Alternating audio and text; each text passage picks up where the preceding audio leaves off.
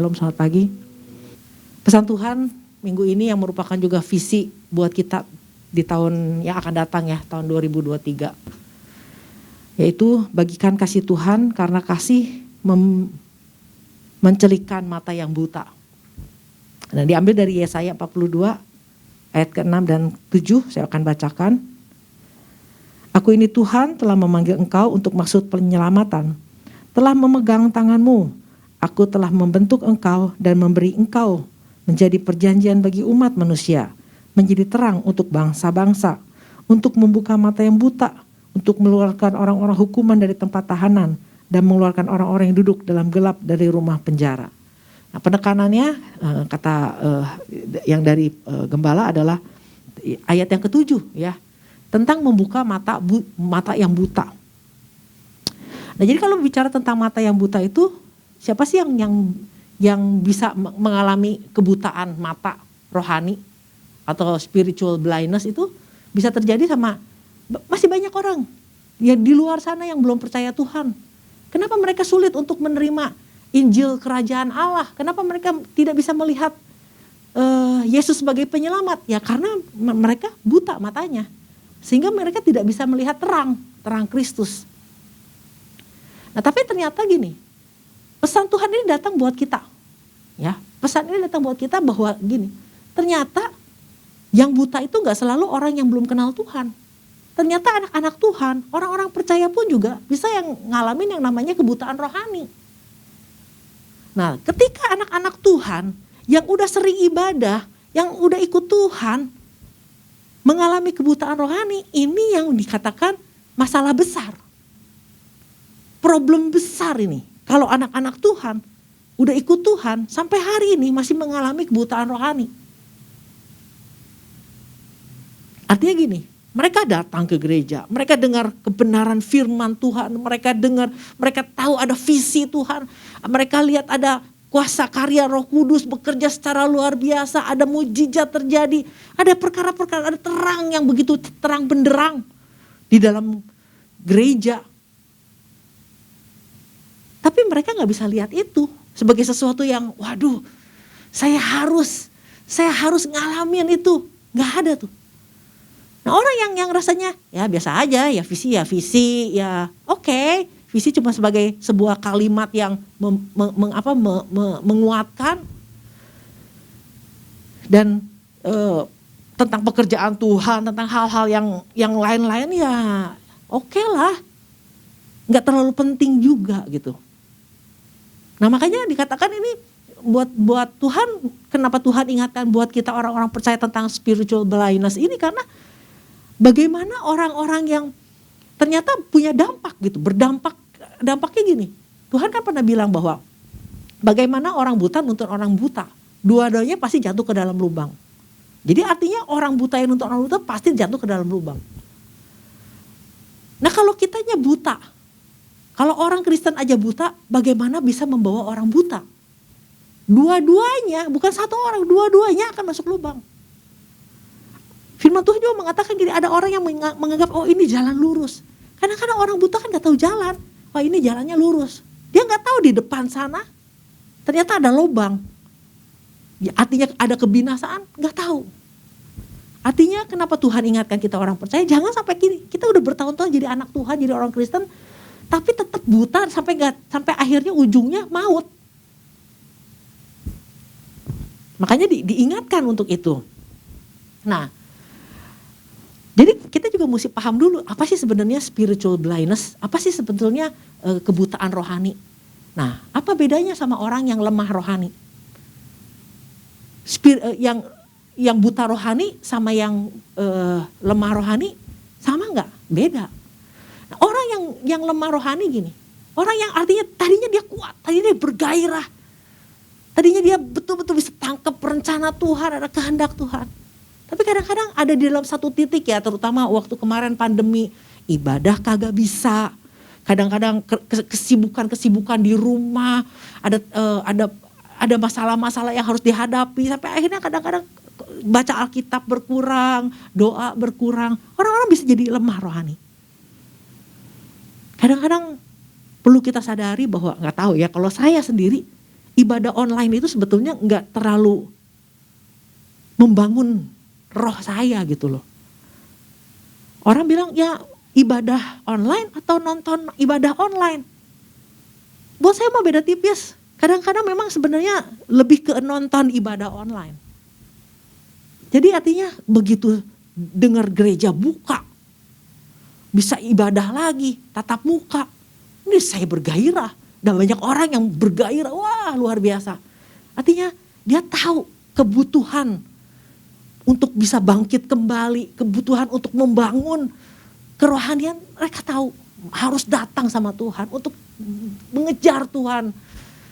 Nah kadang-kadang udah gairah itu dibangkitkan di gereja, lalu pulang membawa sebuah kegairahan yang baru, baca Alkitab lagi, doa lagi.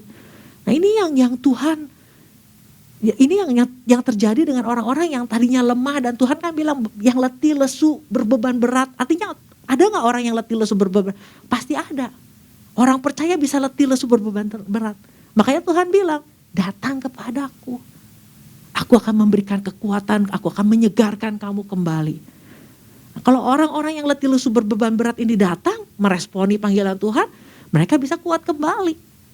Berjalan lagi, gairah lagi dengar visi Tuhan. Nah orang-orang yang kadang-kadang bergairah dengan hal perkara-perkara di atas, perkara-perkaranya Tuhan. Walaupun gak bisa ibadah.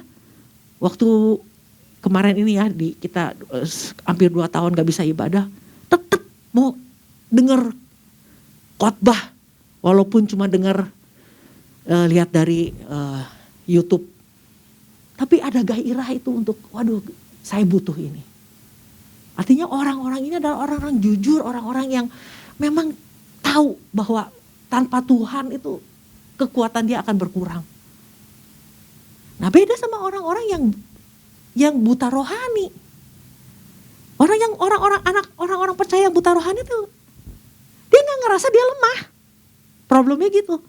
Karena kenapa dia mau ada pandemi kayak mau ada apa, nggak pernah ngerasa lemah.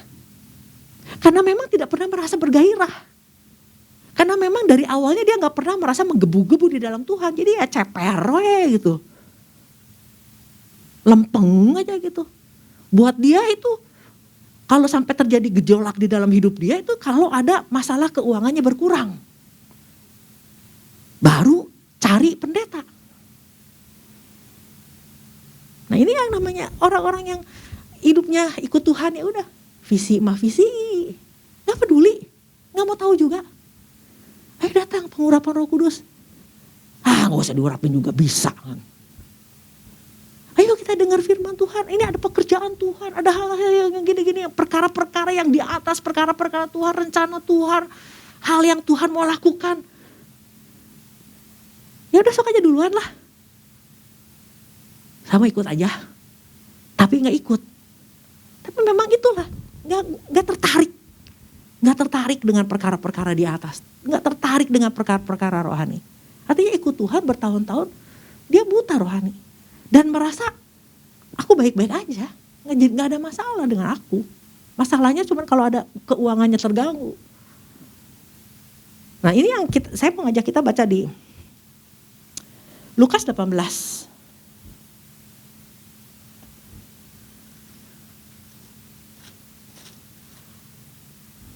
Gak ada excitementnya sama sekali untuk datang sama Tuhan tuh, aduh visi Tuhan, aduh gak terlalu ya gitu, biasa aja gitu loh. Kok bisa ya gitu. Gereja gak ke gereja, gak ngaruh, gue mah nyantai aja kali ya. Pada saat dia mendengar orang-orang, aduh gak enak ibadah online, gue mah bisa aja, nyantai aja kali, chill gitu ya. Nah Lukas 18 ini satu perumpamaan yang Tuhan Yesus bilang sama murid-muridnya tentang kondisi, tentang orang Farisi. Orang Farisi adalah orang yang gini. Dia tahu sedikit tentang firman, tapi sebenarnya dia cuman tahu tapi dia nggak ngerti. Tapi dia merasa baik-baik aja. Dia merasa dia rohani banget. Ya, kita lihat di dalam. Saya bacakan Lukas 18 ayat yang ke-9. Dan kepada beberapa orang yang menganggap dirinya benar, ya, dan memandang rendah semua orang lain, Yesus mengatakan perumpamaan ini. Ada dua orang pergi ke bait Allah untuk berdoa. Yang seorang adalah Farisi dan yang lain pemungut cukai. Orang Farisi itu berdiri dan berdoa dalam hatinya begini, ya Allah, aku mengucap syukur kepadamu karena aku tidak sama seperti orang lain. Bukan perampok, bukan orang lalim, bukan pejinah, bukan juga orang seperti pemungut cukai. Ini, nih. Aku berpuasa 2 kali seminggu. Aku memberikan 1/10 dari segala penghasilanku. Ini orang Farisi. Gak merasa udah benar aja gitu. Kenapa? Karena dia berdoa. Lalu dia mengucap syukur. Nah ini kan yang kadang-kadang gak ada orang-orang merasa bahwa gue cukup rohani karena gue masih berdoa. Dia mengucap syukur. Dan dia bilang bahwa aku mah gak berzina loh. Aku tuh gak merampok loh. Aku masih berpuasa 2 kali seminggu. Aku juga memberikan persepuluhan loh. Jadi aku ini orang yang gak baik-baik aja. Orang yang rohani. Nah dia gak tahu. Dia pikir hanya dengan gak merampok, gak berzina, dia udah kudus banget. Dia cuma fokus dengan apa yang dia udah lakukan, yang dia tidak lakukan. Misalnya dia gak berzina, dia gak merampok, dia cuma fokusnya sama dia. Dia gak fokus, dia gak tahu lagi bahwa ketetapan Tuhan, kehendak Tuhan itu lebih dari cuma sekedar merampok dan berzina. Dan menganggap bahwa kalau udah persepuluhan udah top banget deh.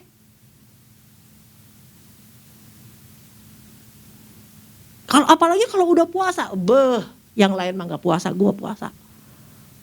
Ngerasa udah top banget. Dia gak tahu bahwa Tuhan bukan cuma sekedar berzina dan berpuasa.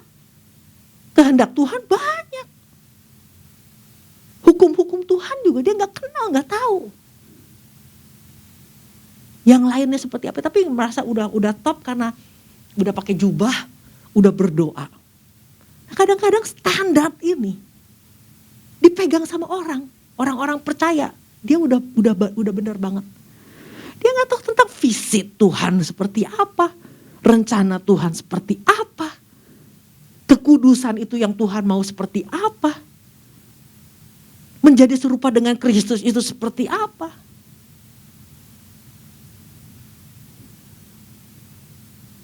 Dan menganggap, dikatakan bahwa orang-orang yang merasa dirinya benar menganggap gue lebih bagus dari dia. Asal gue udah lebih bagus dari dia berarti udah benar banget gitu. Pernah gak berpikir seperti itu? Ibadah mah online juga cukup lah. Gak usah ikut-ikut yang lain. Gak tertarik gitu loh. Nah jadi orang-orang yang sebetulnya buta rohani adalah orang-orang yang self-centered. Yang cuma fokus sama diri sendiri, pokoknya gue udah gini, ini udah ada benar punya lah. Udah beres punya. Nah kalau udah self-centered gini boro-boro mau mikirin kesiannya orang buta yang itu harus dicelikan ya. Aduh gue harus tolong itu. Enggak peduli. Yang penting saya udah beres. Menurut dia, menurut standarnya dia. Jadi gini loh, kebutaan rohani itu yang kenapa menjadi begitu, menjadi problem yang parah itu. Karena gini, orang percaya kalau dia jujur, ada orang yang tadi yang lemah itu dia jujur, bisa diperbaiki, bisa dinasehati, bisa berubah. Tapi orang yang blind, yang buta adalah orang yang gini udah menganggap benar, punya pembenaran diri sendiri. Ini paling susah dinasehatin, paling susah dikasih tahu. Pembenaran diri sendirinya itu merasa sudah benar. Nah jadi kalau kita lihat anak-anak kecil ya, saya pernah lihat ada anak sekolah minggu yang umurnya baru 11 tahun tapi nuntut pengen punya gairah untuk kapan dibaptis, itu yang namanya dia tahu tentang menjadi anak Tuhan, dia tahu bagaimana tentang perkara-perkara rohani. Aduh pengen bahasa roh, pengen penuh Roh Kudus, pengen dibaptis Roh Kudus. Itu gairah itu anak kecil aja bisa. Anak kecil aja punya kegairahan itu. Kadang-kadang aduh ngeliatin anak-anak ya gairah sama Tuhannya luar biasa. Nah, anak-anak yang udah besar ini, anak-anak tua ini kadang-kadang nggak menyadari tentang hal-hal yang dari Tuhan, perkara-perkara rohani yang dari Tuhan yang luar biasa. Kalau boleh dibilang di tempat ini limpah loh. Dan sangat sedih ya kalau misalnya komsel udah dimulai hari Rabu, udah dibaca belum visi Tuhan, pesan Tuhan minggu ini? Aduh belum sempat. Kesian, sayang gitu loh. Nggak terlalu bergairah dengan visi Tuhan. Jangankan datang, kalau bisa setiap hari Selasa dengar. Kadang-kadang kita dengar sama kita baca tuh ya beda. Tapi orang yang punya gairah gitu, paling nggak Selasa gue mesti datang. Paling nggak Selasa gue mesti tahu apa yang menjadi visi Tuhan. Karena gini, orang yang dapat, orang yang bisa jelasin, orang yang dapat, yang terima langsung dari Tuhan, yang bisa kasih tahu dengan jelas apa yang Tuhan mau, isi hati Tuhan. Nah jadi bagaimana supaya kita tidak mengalami kebutaan rohani? Karena visi Tuhan mengingat kita jangan menjadi orang yang buta rohani, supaya kita bisa mencelikan mata orang yang buta. Ternyata di luar sana masih banyak orang yang tertutup matanya. Bukan itu aja, di keluarga kita sendiri juga masih ada orang-orang yang matanya masih buta. Nah ini menjadi bagian kita, tugas kita. Kita lihat di dalam Roma 10 ayat yang pertama sama yang ketiga.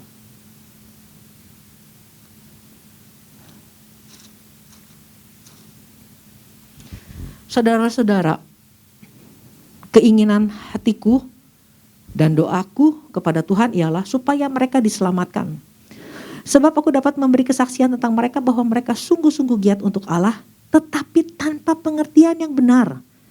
Sebab oleh karena mereka tidak mengenal kebenaran Allah, dan oleh karena mereka berusaha untuk mendirikan kebenaran mereka sendiri, maka mereka tidak takluk kepada kebenaran Allah. Nah ini adalah ciri-ciri orang yang sebenarnya buta rohani kayak gini.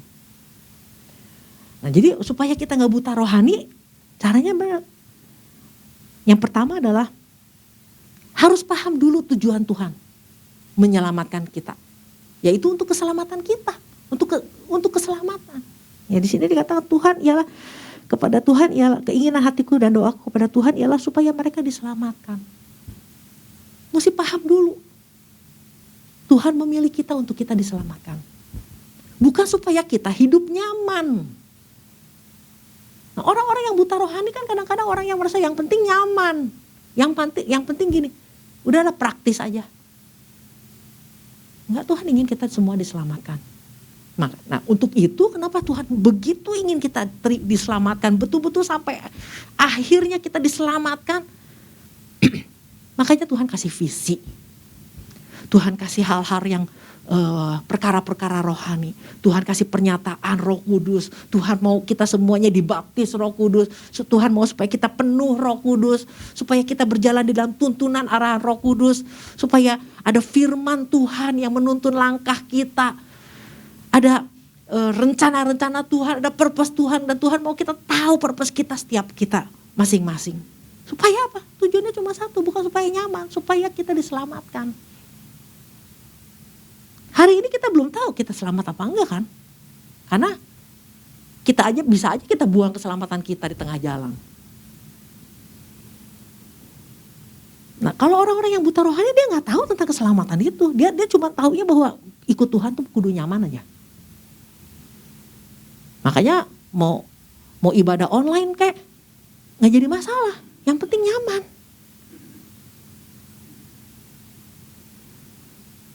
Nah yang kedua, sebab aku dapat memberi kesaksian tentang mereka bahwa mereka sungguh-sungguh giat untuk Allah tetapi tanpa pengertian yang benar. Sama seperti orang Farisi, giat kelihatannya buat Tuhan. Buat Allah giat banget segala kegiatan-kegiatan rohani. Segala kegiatan-kegiatan ikut semuanya. Pelayanan semua ikut. Tetapi tanpa pengertian yang benar. Tapi gak ngerti apa-apa tujuannya. Nah, pengertian yang benar itu dalam bahasa artinya itu epignosis. Ya, epignosis itu artinya gini, pengetahuan yang benar itu kita gak bisa cuma sekedar tahu jadi gini, begitu kita dengar ada orang yang khotbah, ada ayat yang bagus banget nih ayatnya nih. Wah, bagus banget gitu. Cuman nangkep begitu doang. Nah, tapi Tuhan mau bukan cuman itu, punya pengertian yang benar. Artinya gini, sok cari tahu lebih lagi. Harus firman Tuhan itu kita harus kenal itu secara tepat, precise. Harus punya kemampuan untuk ini, mencerna, menangkap, memahami maksud yang sebenarnya yang dari kebenaran yang spiritual ini. Maksud sebenarnya, maksud yang dalam dari firman Tuhan. Jadi artinya nggak bisa cuma sekedar baca. Nah, orang yang dia pikir gini, kalau udah barang siapa yang mengetahui kebenaran-kebenaran itu akan memerdekakan, enggak, cuma baca doang nggak akan merdeka. Merdeka mungkin di permukaan doang. Tapi kita ini kan banyak hal yang dulunya, hal-hal yang masih mengikat kita dan kita perlu dibebaskan, dan itu perlu sebuah terus menerus kita merenungkan firman Tuhan sampai kita, waduh iya ini belum, waduh ini saya baru mengerti sekarang. Jadi Tuhan mau kita betul-betul mengetahui maksudnya Tuhan. Jadi benar-benar harus punya waktu untuk bisa menangkap, mencerna, memahami dengan tepat yang Tuhan mau melalui firman-Nya. Nah, jadi nggak bisa tuh yang namanya kita, ya udah, yang penting mah tahulah firman, lihat di concordance soal kasih, cari kasih, sambung-sambungin. Wah, ini jadi nih, misalnya mau khotbah nih, wah jadilah sesuatu gitu, jadilah bahan khotbah. Orang pintar semua juga bisa, bahkan orang bodoh juga kalau suruh khotbah mau bisa. Tapi yang Tuhan mau udah nangkep nggak maksudnya. Nah, makanya kalau kita lihat di dalam 1 Korintus 2, kenapa kita harus penuh Roh Kudus? Kenapa kita harus ada di dalam pengurapan Roh Kudus? Waktu kita baca Alkitab, 1 Korintus 2 ayat yang ke-10. Karena kepada kita Allah telah menyatakannya oleh Roh. Sebab Roh menyelidiki segala sesuatu, bahkan hal-hal yang tersembunyi dalam diri Allah. Siapa gerangan di antara manusia yang tahu apa yang terdapat di dalam diri manusia selain roh manusia sendiri yang ada di dalam dia? Demikian pula lah, tidak ada orang yang tahu apa yang terdapat di dalam diri Allah selain roh Allah. Jadi kalau kita baca Alkitab, kita perlu tuh Roh Kudus tuntun kita. Cuma karena Roh Kudus yang ngerti maksudnya. Dan Roh Kudus yang akan kasih tahu maksudnya buat kita. Nggak bisa sekedar comot-comot ternyata. Demikian pula tidak ada orang yang tahu apa yang terdapat di dalam diri Allah selain roh Allah. Nah, kadang-kadang untuk dibaptis Roh Kudus, orang nggak terlalu gairah hari-hari ini ya. Nah, kalau kita dengar kisahnya Pak Ishak, dia kejar untuk apa? Untuk baptisan Roh Kudus. Kadang-kadang orang suka membenarkan diri bahwa Roh Kudus pun udah ada dalam kita. Betul, Roh Kudus ada. Tapi Tuhan kan bilang haruslah kamu penuh. Nah, kepenuhan inilah yang akan membuat kita punya jalur khusus sama Tuhan. Akhirnya kita bisa mengerti tentang banyak hal. Dan bagaimana Tuhan akan memberikan karunia-karunia-Nya. Waktu kita penuh Roh Kudus, baptisan Roh Kudus membuat kita punya jalur khusus sama Tuhan.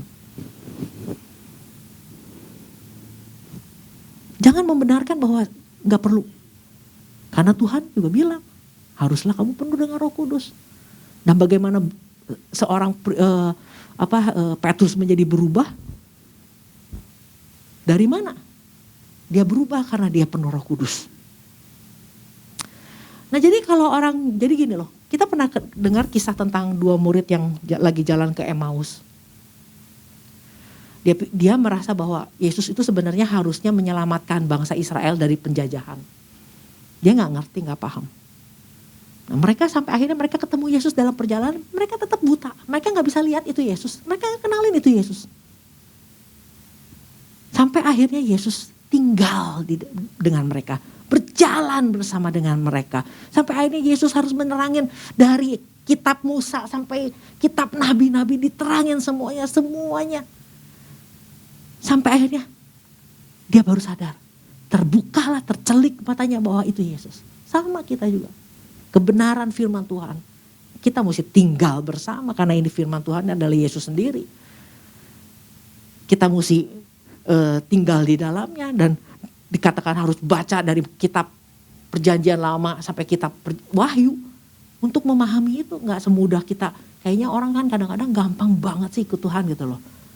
Nggak sesulit yang dibayangkan. Ternyata kalau kita biasa-biasa aja untuk perkara-perkara rohani, perkara-perkara firman Tuhan, ternyata kita bisa menjadi orang-orang yang nggak nangkap apa-apa. Nah, yang dua murid ini baru celeng bisa lihat Yesus ketika dia paham. Nah, ini yang namanya kebenaran itu memerdekakan. Kita kembali lagi ke tadi ya, ke Roma tadi.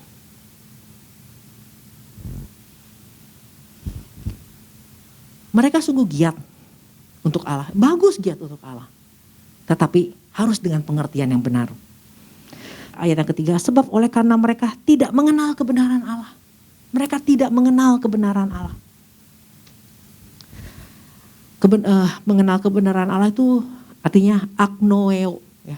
Artinya mereka gak peduli. Ignorant. Giat sih sama hal-hal giat di dalam pekerjaan Tuhan, tapi mereka ignorant sama kebenaran. Ya, itu kalau di dalam bahasa aslinya kebenaran itu gini, mereka itu bicara tentang integritas. Mereka nggak paham tentang integritas, nggak mau tahu tentang kekudusan hidup.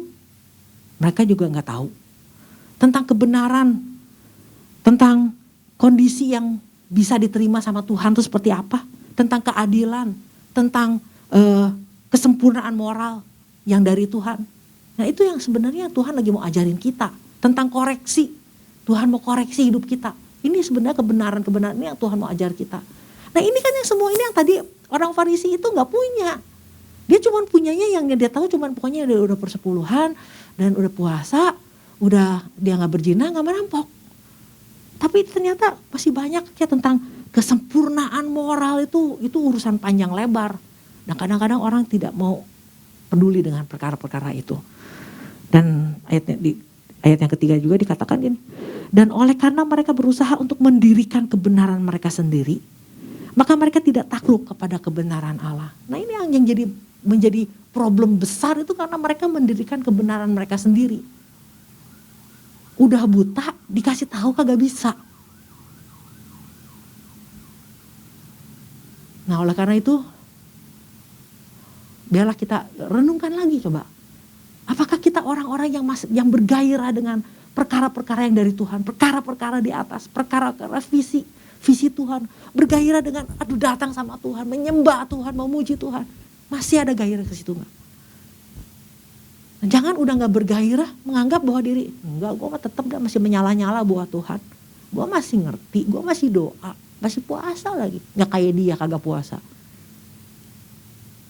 Jangan berdiri di atas kebenaran kita sendiri. Karena Yesaya bilang kebenaran kita itu najis seperti kain kotor. Enggak benar.